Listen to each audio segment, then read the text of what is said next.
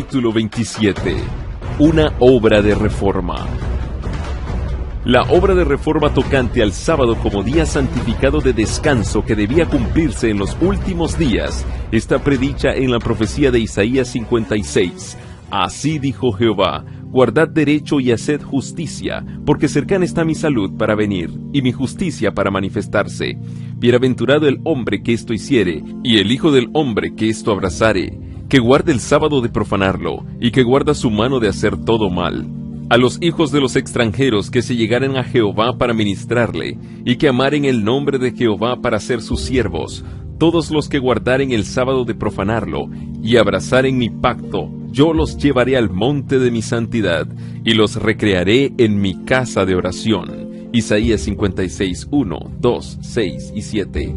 Estas palabras se aplican a la dispensación cristiana, como se ve por el contexto. Dice Jehová el Señor, el que recoge los dispersos de Israel. Juntaré a él otros todavía, además de los suyos que están ya recogidos. Isaías 56, 8.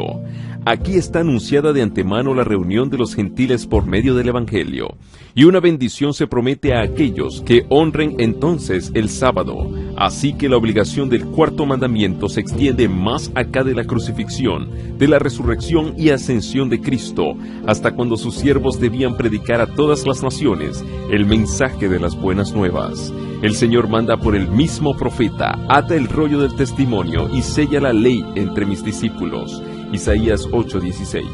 El sello de la ley de Dios se encuentra en el cuarto mandamiento. Este es el único de los 10 mandamientos que contiene tanto el nombre como el título del legislador. Declara que es el creador del cielo y de la tierra, y revela así el derecho que tiene para ser reverenciado y adorado sobre todos los demás. Aparte de este precepto, no hay nada en el decálogo que muestre qué autoridad fue la que promulgó la ley. Cuando el día de reposo fue cambiado por el poder del Papa, se le quitó el sello a la ley. Los discípulos de Jesús están llamados a restablecerlo, elevando el sábado del cuarto mandamiento a su lugar legítimo, como institución conmemorativa del Creador y signo de su autoridad. A la ley y al testimonio. Aunque abundan las doctrinas y teorías contradictorias, la ley de Dios es la regla infalible por la cual debe probarse toda opinión, doctrina y teoría. El profeta dice: si no hablaren conforme a esta palabra, son aquellos para quienes no ha amanecido. Isaías 8:20. También se da la orden: clama a voz en cuello, no te detengas, eleva tu voz como trompeta, declara a mi pueblo su transgresión, a la casa de Jacob sus pecados. Los que deben ser reconvenidos a causa de sus transgresiones no son los que constituyen el mundo impío, sino aquellos a quienes el Señor designa como mi pueblo. Dios dice además: y con todo, me buscan de día en día y tienen deleite en aprender mis caminos, como si fuera nación que obra justicia y que no abandona la ley de su Dios. Isaías 58, 1 y 2. Aquí se nos presenta una clase de personas que se creen justas y parecen manifestar gran interés en el servicio de Dios, pero la severa y solemne censura del escudriñador de corazones prueba que están pisoteando los preceptos divinos. El profeta indica cómo sigue la ordenanza que ha sido olvidada: los cimientos de generación y generación levantarás, y serás llamado reparador de portillos, restaurador de calzadas para habitar. Si retrajeres del sábado tu pie, de hacer tu voluntad en mi día santo, y el sábado llamares delicia, santo, glorioso de Jehová, y lo venerares, no haciendo tus caminos, ni buscando tu voluntad, ni hablando tus palabras, entonces te deleitarás en Jehová. Versículos 12 al 14. Esta profecía se aplica también a nuestro tiempo. La brecha fue hecha en la ley de Dios cuando el sábado fue cambiado por el poder romano, pero ha llegado el tiempo en que esa institución divina debe ser restaurada. La brecha debe ser reparada y levantados los cimientos de muchas generaciones. Santificado por el reposo y la bendición del Creador, el sábado fue guardado por Adán en su inocencia en el santo Edén, por Adán caído pero arrepentido después que fuera arrojado de su morada. Fue guardado por todos los patriarcas, desde Abel hasta el justo Noé, hasta Abraham y Jacob. Cuando el pueblo escogido estaba en la esclavitud de Egipto, muchos en medio de la idolatría imperante perdieron el conocimiento de la ley de Dios. Pero cuando el Señor libró a Israel, proclamó su ley con terrible majestad a la multitud reunida, para que todos conociesen su voluntad y le temiesen y obedeciesen para siempre. Desde aquel día hasta hoy, El conocimiento de la ley de Dios se ha conservado en la tierra y se ha guardado el sábado del cuarto mandamiento, a pesar de que el hombre de pecado logró pisotear el día santo de Dios. Hubo, aún en la época de su supremacía, almas fieles escondidas en lugares secretos que supieron honrarlo.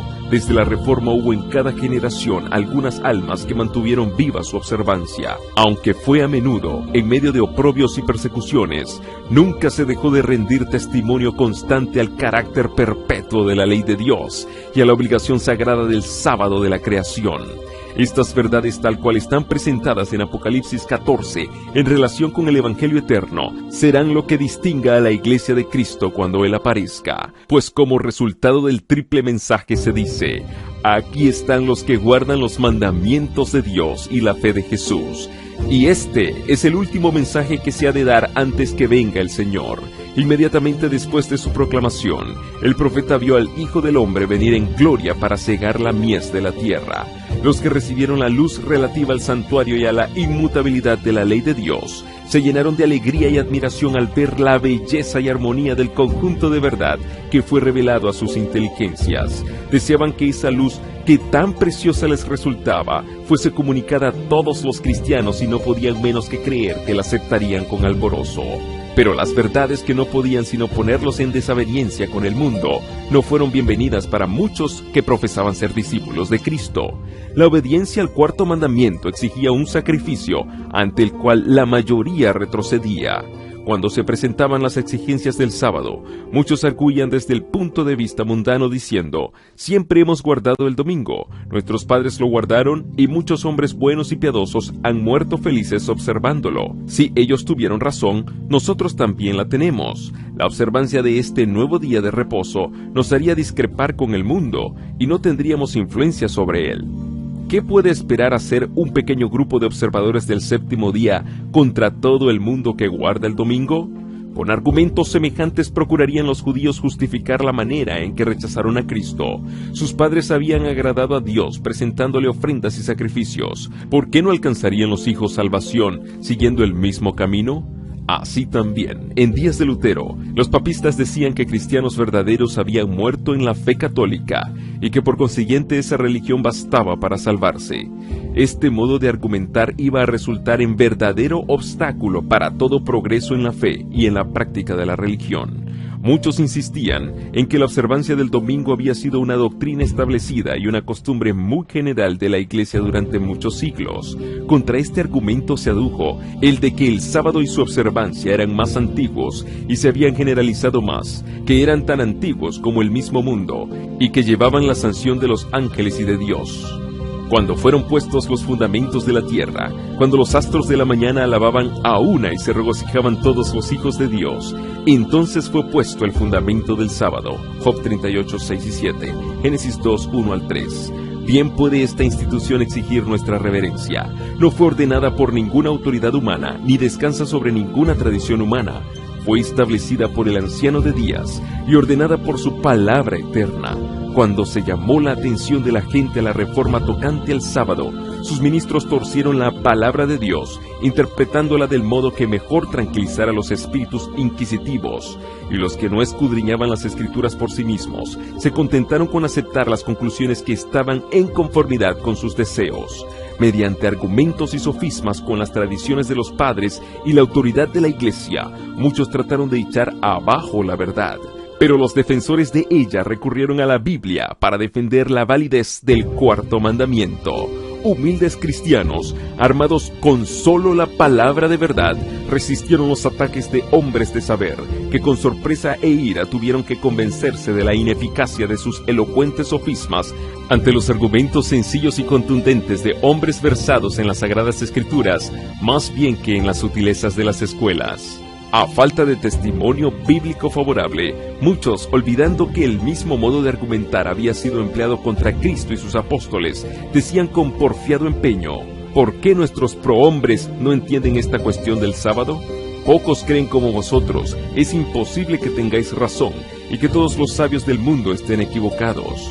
Para refutar semejantes argumentos, bastaba con citar las enseñanzas de las Santas Escrituras y la historia de las dispensaciones del Señor para con su pueblo en todas las edades. Dios obra por medio de los que oyen su voz y la obedecen, de aquellos que en caso necesario dirán verdades amargas, por medio de aquellos que no temen censurar los pecados de moda. La razón por la cual Él no escoge más a menudo a hombres de saber y encumbrados para dirigir los movimientos de reforma es porque confían en sus credos, teorías y sistemas teológicos y no sienten la necesidad de ser enseñados por Dios. Solo aquellos que están en unión personal con la fuente de la sabiduría son capaces de comprender o explicar las Escrituras. Los hombres poco versados en conocimientos escolásticos son llamados a veces a declarar la verdad, no porque son ignorantes, sino porque no son demasiado pagados de sí mismos para dejarse enseñar por Dios. Ellos aprenden en la escuela de Cristo y su humildad y obediencia los hace grandes. Al concederles el conocimiento de su verdad, Dios les confiere un honor en comparación con el cual los honores terrenales y la grandeza humana son insignificantes. La mayoría de los que habían esperado el advenimiento de Cristo rechazaron las verdades relativas al santuario y a la ley de Dios, y muchos renunciaron además a la fe en el movimiento adventista para adoptar pareceres erróneos y contradictorios acerca de las profecías que se aplicaban a ese movimiento. Muchos incurrieron en el error de fijar por repetidas veces una fecha precisa para la venida de Cristo. La luz que brillaba entonces respecto del asunto del santuario les habría enseñado que ningún periodo profético se extiende hasta el segundo advenimiento, que el tiempo exacto de este acontecimiento no está predicho, pero habiéndose apartado de la luz, se empeñaron en fijar fecha tras fecha para la venida del Señor y cada vez fueron chasqueados. Cuando la iglesia de Tesalónica adoptó falsas creencias respecto a la venida de Cristo, el apóstol Pablo aconsejó a los cristianos de dicha iglesia que examinaran cuidadosamente sus esperanzas y sus deseos por la palabra de Dios. Les citó profecías que revelaban los acontecimientos que debían realizarse antes de que Cristo viniese, y les hizo ver que no tenían razón alguna para esperarle en su propio tiempo. No dejéis que nadie os engañe en manera alguna. Segunda de Tesalonicenses 2:3. Fueron sus palabras de amonestación. Si se entregaban a esperanzas no sancionadas por las Sagradas Escrituras, se verían inducidos a seguir una conducta errónea.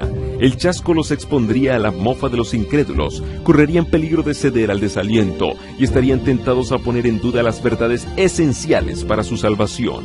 La amonestación del apóstol a los tesalonicenses encierra una importante lección para los que viven en los últimos días. Muchos de los que esperaban la venida de Cristo pensaban que no podían ser celosos y diligentes en la obra de preparación, a menos que cimentaran su fe en una fecha definida para esa venida del Señor.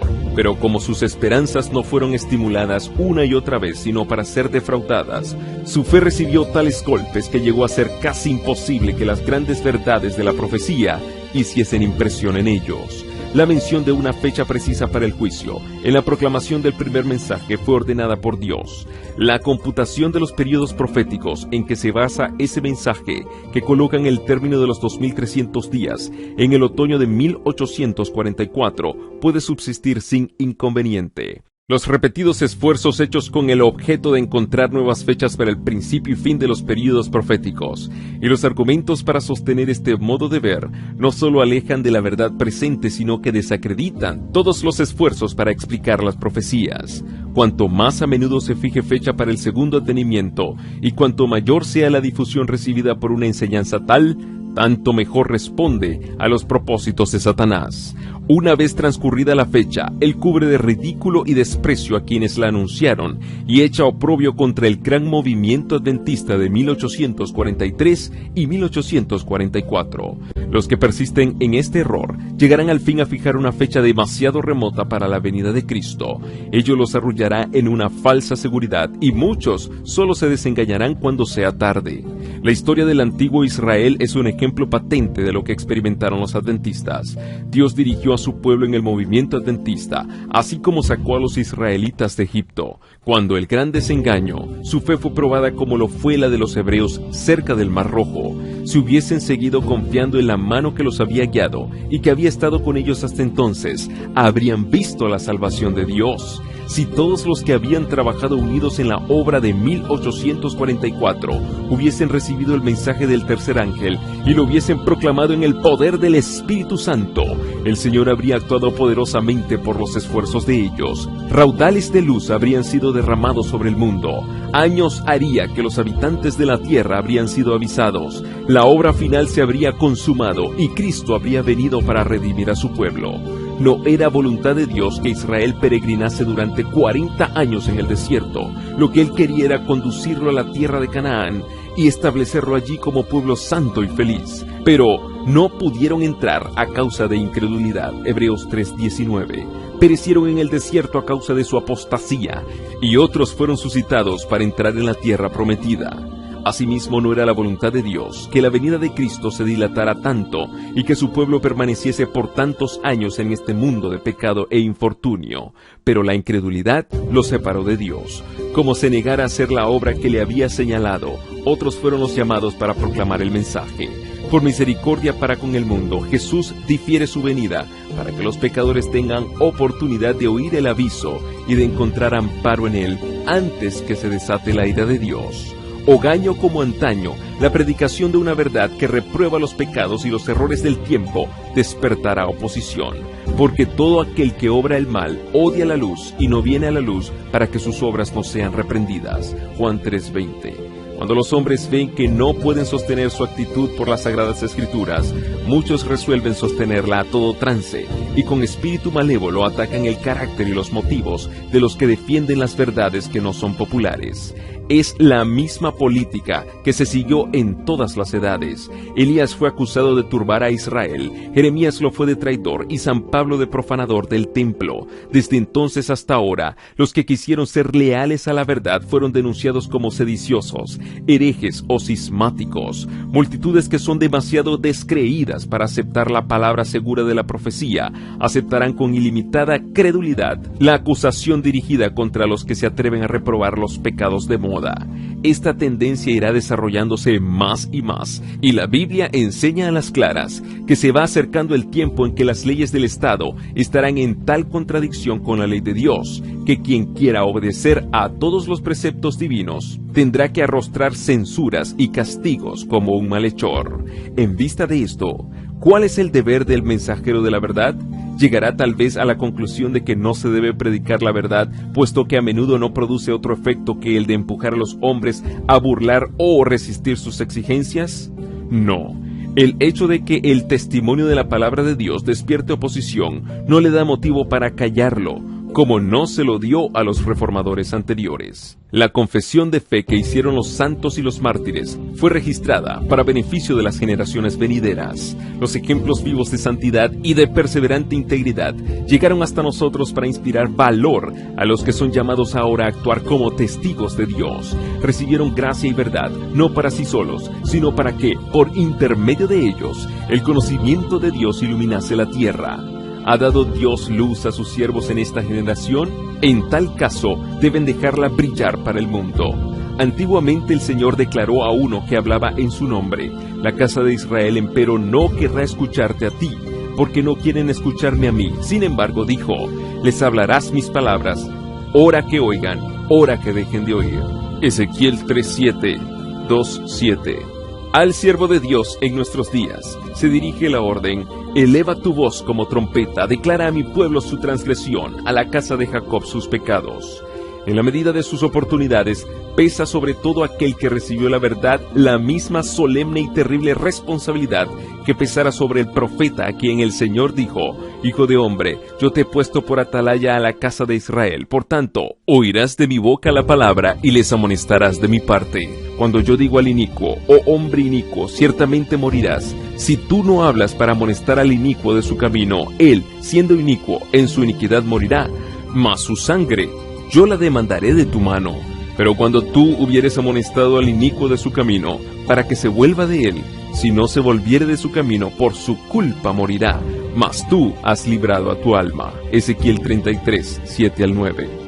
El gran obstáculo que se opone a la aceptación y a la proclamación de la verdad es la circunstancia de que ella acarrea inconvenientes y oprobio. Este es el único argumento contra la verdad que sus defensores no han podido nunca refutar. Pero esto no arredra a los verdaderos siervos de Cristo. Ellos no esperan hasta que la verdad se haga popular. Convencidos como lo están de su deber, aceptan resueltamente la cruz, confiados con el apóstol Pablo en que lo momentáneo y leve de nuestra tribulación nos obra un sobremanera alto y eterno peso de gloria, teniendo como antaño Moisés por mayores riquezas el vituperio de Cristo que los tesoros de los egipcios. 2 Corintios 4:17, Hebreos 11:26. Cualquiera que sea su profesión de fe, solo los que son esclavos del mundo en sus corazones obran por política más bien que por principio en asuntos religiosos. Debemos escoger lo justo porque es justo y dejar a Dios las consecuencias. El mundo debe sus grandes reformas a los hombres de principios, fe y arrojo. Esos son los hombres capaces de llevar adelante la obra de reforma para nuestra época. Así dice el Señor: escuchadme los que conocéis la justicia, pueblo en cuyo corazón está mi ley. No temáis el vituperio de los hombres, ni os acobardéis con motivo de sus ultrajes, porque como a un vestido los consumirá la polilla, y como a lana, y los consumirá el gusano, mas mi justicia durará para siempre, y mi salvación de siglo en siglo. Isaías 51:7 y 8.